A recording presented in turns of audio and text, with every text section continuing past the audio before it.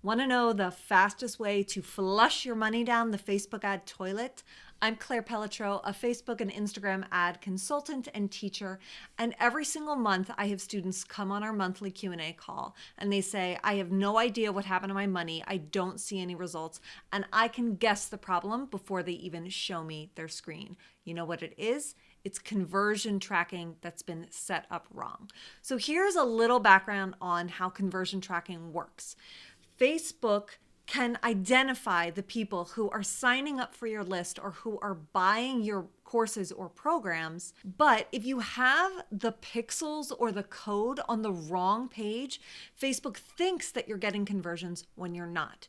So they aren't really able to go out and find the right people for you. The mistake I see most is that people are putting their standard event code or creating their custom conversion of their opt-in page or their sales page and not the thank you page, right? So you're telling Facebook that every time somebody lands on your lead magnet opt-in page, for example, that that's a conversion.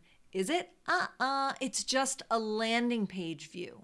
So Facebook's like, oh, we just need people to land on this page. Oh, okay, I can find those people. I can find those people, no problem. I came up with this concept called the ad objective triangle, which explains how Facebook will go and show your ads to different types of users inside one audience, depending on what action you want them to take. So if they need somebody who's going to make a purchase, they find them.